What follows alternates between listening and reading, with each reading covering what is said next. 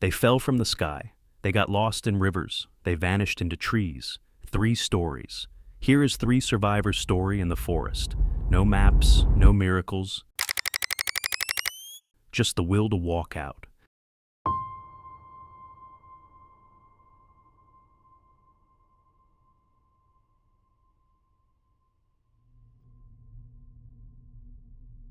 You don't expect your last day with your mother to be Christmas Eve. Juliane Koepcke was 17 when she boarded Lanza Flight 508 with her mother, Maria. They were flying from Lima to Pucallpa, over the heart of the Peruvian Amazon, to join Juliane's father at the family's research station. Just over halfway through the flight, the plane disappeared from the radar. What followed is one of the most improbable survival stories ever recorded, not because of any heroic rescue, but because Juliane, injured, alone, and just a teenager, emerged from the rainforest 11 days later, alive. And that's not the most remarkable part. Juliane was born in 1954 in Lima, Peru, to German parents, both zoologists. Her childhood was anything but ordinary. While most kids her age played in city parks, Juliane grew up partly in the Amazon rainforest at Panguana, a remote research station her parents had founded. There, she learned about ecology, animal behavior, and, most crucially, how to read the jungle. In December 1971, she was finishing her final year of high school. Her mother had come to pick her up, and the two decided to take a short flight instead of the long journey by road. Lanza, the airline, already had a dubious reputation, but the convenience won out. On December 24th, Flight 508 took off from Lima. A few hours later, flying through turbulent weather, the aircraft was struck by lightning. It broke apart mid-air. Juliane, still strapped to her seat, was ejected into open sky, falling more than 3,000 meters. Somehow, she survived the fall, but the crash was just the beginning. She woke up the next morning, dazed and soaked, lying on the forest floor. Her glasses were gone. Her right eye was swollen shut. Her collarbone was broken. Her body was covered in deep cuts, and she had no idea where she was, or whether anyone else had survived. At first she waited. She called out for her mother again and again, but the only response was the endless sound of the rainforest, buzzing insects, rustling trees, the slow drip of moisture. Juliane realized she was alone. What followed was not an epic of strength. It was a slow, painful crawl through a living labyrinth. She had no food, only a small bag of candy she'd found among the wreckage. She drank from rain puddles and later from a stream. She fought off infection, hunger, exhaustion. Her knowledge of the jungle, what plants not to eat, how to avoid snakes, how to listen, became her greatest asset. She remembered what her father taught her. If you're lost, follow water. Water leads to people. So she did. She followed the stream through thick undergrowth and mud. She fell repeatedly. Her injuries worsened. One of her wounds became infested with maggots. And yet, she kept moving. At one point, she found part of the wreckage. 3 passengers still strapped to their seats dead. One was a woman with painted toenails. Juliane thought for a moment that it might be her mother. She couldn't bring herself to check. She pressed on. By the 9th day, she could barely stand. The candy was long gone. Her wound was festering. Her hope, she later said, was very small.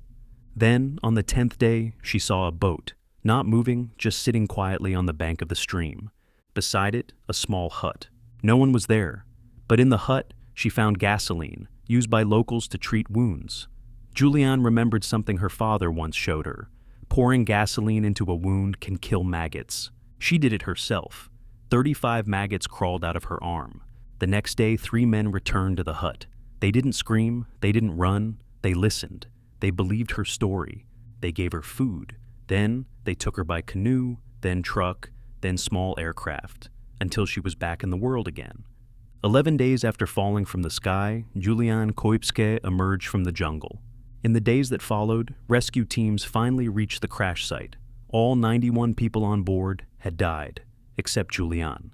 Among the victims was her mother. She had survived the initial crash, but not the night in the jungle. For years, Juliane refused to speak about what had happened. She returned to Germany, studied biology, and earned a doctorate in zoology. Her life remained closely tied to the Amazon, the place that had nearly killed her and saved her. Later, she took over management of Panguana, the same research station where her parents had raised her. She married an entomologist and dedicated her career to studying bats, quietly building a life rooted in science and conservation. But the story followed her. In 2011, she finally published her autobiography, When I Fell from the Sky. It wasn't just a survival story. It was a reckoning with grief, with memory, with the thin line between tragedy and miracle. Juliane never called herself a hero. In interviews, she speaks plainly, with no taste for embellishment. She credits her survival to knowledge, chance, and a kind of calm resilience instilled by her parents. In 2019, the Peruvian government awarded her the Order of Merit for her environmental work in the Amazon. Not because she survived, but because she stayed. Juliane Koepcke fell from a plane at 17 years old and walked out of the Amazon jungle 11 days later. It's easy to tell this story as a miracle, or a fluke of physics, or a tale of divine protection. But Juliane herself never embraced any of those labels. She believes in knowledge, in preparation, in the quiet, grounded kind of strength that doesn't look like heroism, but often is. Her story forces us to ask, what saves us when everything else fails? Luck, instinct, memory? Some journeys are chosen, others are survived. In 1981, Yossi Ghinsberg was 22 years old, an Israeli backpacker chasing something most of us only dream of, true wilderness. He wasn't running from anything. He was drawn toward it, the unknown, the wild, the untouched. But 3 weeks later, starving, alone, and barely alive, he would be pulled out of the Bolivian Amazon, unrecognizable both physically and mentally. What happened in between is not a typical survival tale. It wasn't planned, it wasn't heroic, and it didn't come with a guidebook. This is the story of a young man who walked into the jungle looking for adventure, and came out changed by the brutality and beauty of nature at its most unforgiving. Yossi had always been fascinated by the untamed. Growing up in Israel, he devoured books like Papillon, dreaming of lost worlds and remote frontiers. When his military service ended, he worked odd jobs and saved enough to travel. In 1981, he landed in La Paz, Bolivia. There, he met 3 men, Karl Ruprechter, an Austrian who claimed to be a geologist in search of gold, and an uncontacted tribe, Marcus Stam, a quiet Swiss schoolteacher, and Kevin Gale, an American photographer. They all wanted the same thing, an expedition into the Amazon. The plan was vague but thrilling. The 4 men would venture deep into the jungle, guided by Karl's supposed experience, and return with stories, perhaps even gold.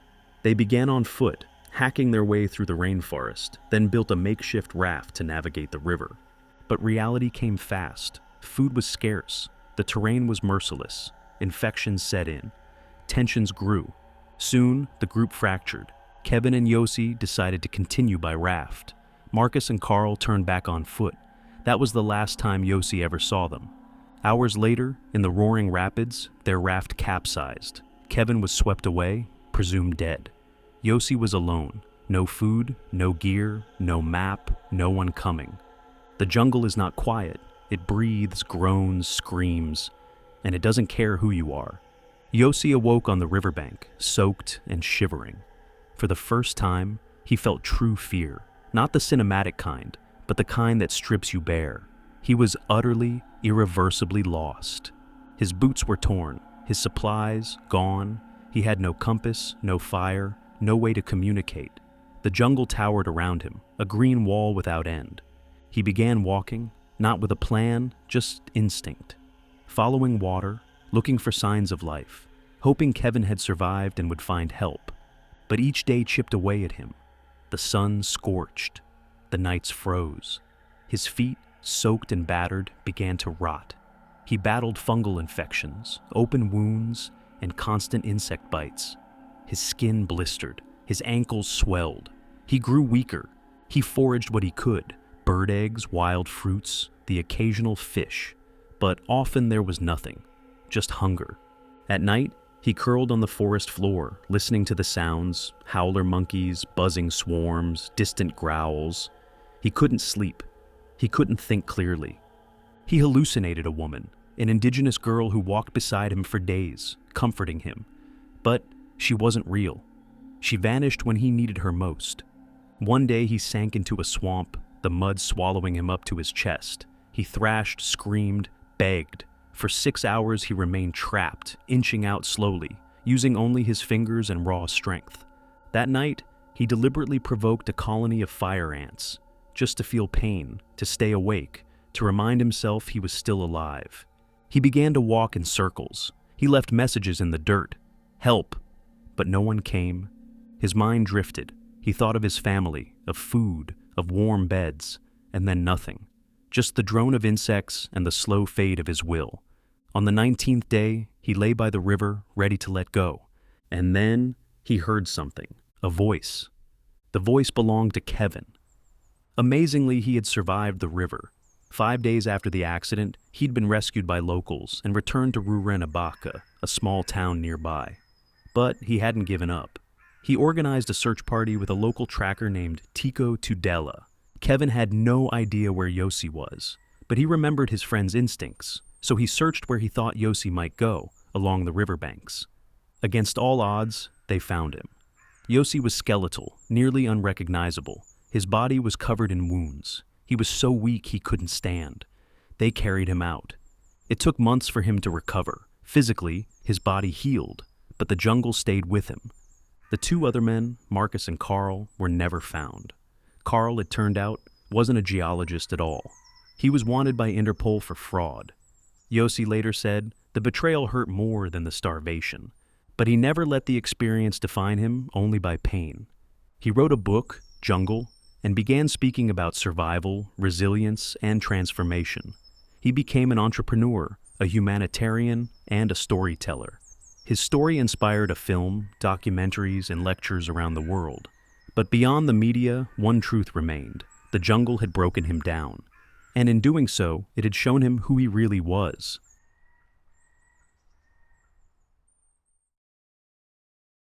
In May 2023, a small plane vanished over the Colombian Amazon. Aboard were 6 people, a pilot, a community leader, a mother, and 4 children. The aircraft crashed in thick rainforest, far from any road, tower, or village. Search teams found the wreckage weeks later. 3 adults were dead. But the children were gone. Leslie, 13, Solaney, 9, Tien Noriel, 5, Kristen, 11 months old. For 40 days, they moved through one of the most hostile environments on Earth. No tools, no phone, no shelter. Just memory, instinct, and one another. They weren't rescued. They survived long enough to be found. The 4 siblings belonged to the Witoto, an indigenous community rooted in the southern jungle of Colombia. Their lives were modest, shaped by oral knowledge, ritual, and the rainforest itself. But their village was no longer safe. Armed criminal groups had encroached on their region. So, the family made a decision. They would flee to the town of San Jose del Guaviare, where the father of the younger children was waiting. On May 1st, they boarded a small Cessna 206 aircraft. The pilot, a local indigenous leader, Magdalena Mucutuy, the children's mother, and the 4 siblings. Minutes into the flight, the engine failed. The plane plunged into the forest canopy. There was no distress signal, no call, just silence. When the military located the crash site, they found 3 adult bodies, no sign of the children. What followed became one of the most extensive search efforts in recent Colombian history. Over 150 soldiers, 200 indigenous volunteers, helicopters, trained dogs, food drops, and audio recordings from the children's grandmother broadcast over the jungle. Weeks passed. No one knew if they were alive, or if they had ever left the crash site. But they had, and they were still moving.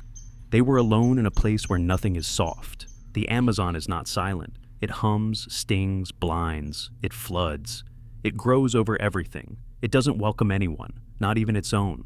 Leslie took charge. At 13, she knew more about the forest than most adults. She had learned from her mother what to eat, what to avoid, how to track water, how to stay dry. She pulled a bottle from the wreckage to collect rain. Grabbed what was left of their cassava flour, salvaged a tarp to make shelter. She carried Kristen on her hip. She led the group. Solaney, 9, helped with Tien Noriel, just 5. They were frightened but trusted their sister. The children built rough shelters with branches and leaves. They followed riverbeds. They stayed together. The cassava flour ran out quickly. They turned to wild fruits, chontaduro, mango, seeds, roots. Things they recognized, things they didn't. They didn't eat much, sometimes not at all. They drank from puddles. They listened for jaguars. They moved slowly. And still, they survived. Not because they were rescued, but because they kept making the right decisions. The military dropped food and messages from helicopters, but the jungle absorbed the sound. Dogs picked up trails that vanished in rain. Tracks were found, then lost. The children were never still long enough to be found. The youngest, Kristen, turned one during those 40 days. She had no memory of her father, of her home, but she survived. She clung to Leslie. She drank water. She endured. And Leslie, worn, bitten, starving, kept walking. On June 9th, 40 days after the crash, a search team followed a faint scent trail deep into the forest. They found a shelter, then silence, then movement. 4 children. Leslie was still holding Kristen. They were alive. The world called it a miracle. But it wasn't. It was training, memory, and instinct. It was a 13-year-old girl who knew how to keep 3 others alive. They were airlifted to a hospital, frail, covered in bites, but stable, coherent, together. In the days that followed, attention shifted. Their father, Manuel Ranoque, who had been waiting in San Jose del Guaviare, was placed under investigation for domestic violence. Custody hearings began, accusations surfaced, and the children were placed in protective care. A documentary deal was signed. International coverage poured in, but none of that explained how 4 children survived 6 weeks alone in one of the most dangerous jungles on Earth. That answer came later, quietly. Leslie spoke with investigators, and one detail changed everything. Their mother, Magdalena, hadn't died on impact. She had lived 4 more days after the crash. She was badly injured, unable to move, but conscious. She gave her daughter one final instruction. Leave, take them, don't stay here. So Leslie did. There was no miracle. There was just a girl. Her name is Leslie Mucutuy. She walked out of the jungle with her brother, her sisters, and the last thing her mother ever said to her,